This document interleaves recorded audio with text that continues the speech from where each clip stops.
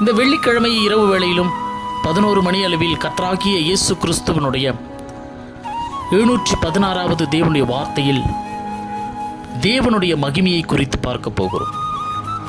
தேவனுடைய மகிமை உங்களுக்கு வேண்டுமா? வசனம் என்ன தெரியுமா சொல்லுகிறது?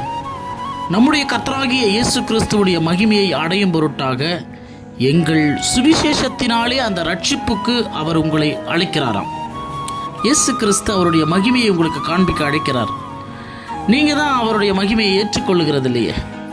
கண்டும் காணாமலும் கேட்டும் கேளாமலும் எப்பேற்பட்ட சத்தியங்கள் உங்களுக்கு சொல்லியும் உங்களுடைய இருதயம் இயேசு கிறிஸ்துவின் பக்கம் ரட்சிப்புக்காக தேடி திரியாமலும் உணர்வற்ற ஜனங்களாக இருக்கிறோம்.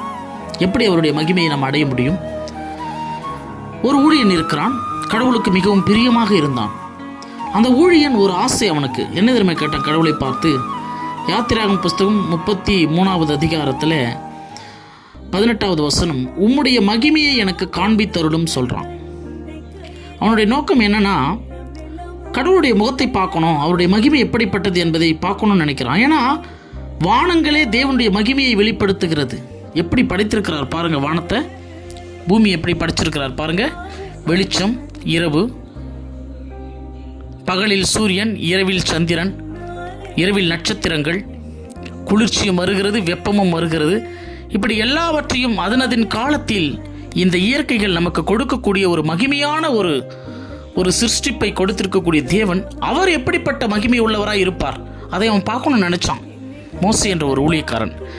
கடவுள் சொன்னார், என் முகத்தை கண்டு நீ உன்னால் உயிரோடு இருக்கக்கூடாது எந்த மனுஷனும், அதனால் என்கிட்ட ஒரு இடம் உண்டு, அங்கே வந்து கண்மலையில் நில்லு, என் மகிமை அங்கே கடந்து போகும்படியாய் செய்வேன்.